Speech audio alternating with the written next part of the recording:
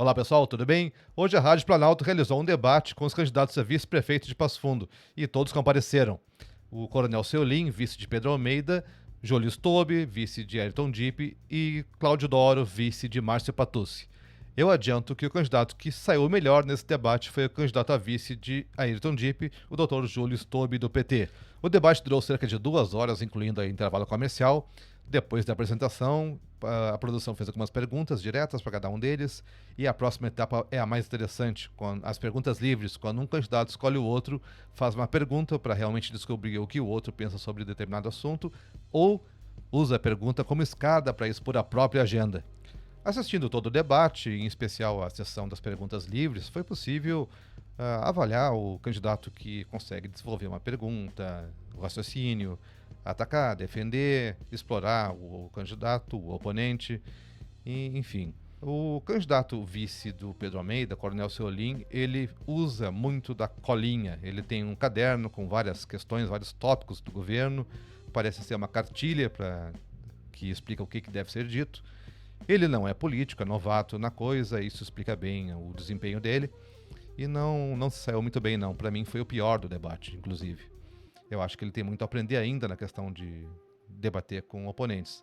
Deixou muita bola picando, onde podia ter atacado não atacou. Eu não sei se isso foi estratégia ou realmente foi falta de perícia do candidato na hora do enfrentamento.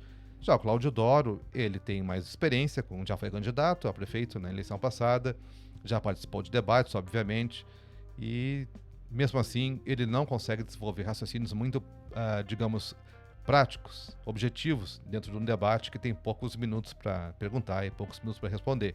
Ele usa palavras demais, ele usa um palavreado que não precisa, exagera nas respostas, é quase poética a resposta e a pergunta também. Então essa falta de objetividade prejudica bastante o candidato. Fora as questões aí que a gente ainda vai explorar aqui no comentário. Já o Júlio Stobe, que é médico, também é novato na questão de política, né? Acho que deve ser o primeiro cargo, a primeira candidatura dele. Se saiu muito melhor na questão de explorar os candidatos, fazer os oponentes, fazer as perguntas certas e tudo mais. Então, por isso que eu digo que ele foi o candidato com o melhor desempenho. Atenção, eu não estou dizendo que as propostas do candidato são as melhores entre os três. Não, ele foi o candidato que melhor defendeu seus pontos de vista e melhor atacou e defendeu durante o debate. Agora os destaques das perguntas livres. O Cláudio Doro e o Júlio Stobe conseguiram fazer um bate-bola de pergunta e resposta em 3 temas. Na realidade, trânsito e saúde, porque uma das perguntas era o Hospital Municipal e a outra UPA. Fica no mesmo tema, né? Então, trânsito e saúde. Os dois conseguiram aproveitar o tempo de pergunta e resposta e tréplica, e exploraram bastante e fizeram denúncias ao modo deles sobre a prefeitura, o que estava errado, e conseguiram mostrar também o que fariam. Praticamente um concordou com o outro no que fariam para trânsito e para saúde. O Seolim perguntou para o Júlio Stobe o que ele achava do programa Bairro a Bairro. E ele respondeu que conhecia o programa e tudo mais, e que já existia na época do Dipp, foi trocado de nome pelo grupo do Luciano. Provavelmente a intenção do Seolim, com uma pergunta assim, perguntar sobre bairro a bairro, deve ser detectado na estratégia de campanha que o Dipp está incomodando com a questão de ficar batendo na campanha, dizendo que a prefeitura não se comunica bem com o povo e tudo mais, e então usaram o bairro a bairro para contrapor isso. E o Júlio Stobe saiu bem, falou mais algumas coisas sobre a comunicação e não perdeu a questão. Agora, o momento ruim do Doro, quando ele escolhe perguntar para o Júlio Stobe, alguém que é do PT, o que ele acha sobre cultura, planos para cultura. O cara deu um desfile, né, de propostas de cultura e artistas, etc. E o Doro fez um contraponto depois, ou quis levantar o assunto de literatura e tudo mais. Ele levou o adversário para onde ele joga melhor, cultura, né? Então foi um ponto negativo para o Doro, não conseguiu render muito bem aí. Depois, pessoal, uma pergunta sobre a habitação do Doro para o Seolim.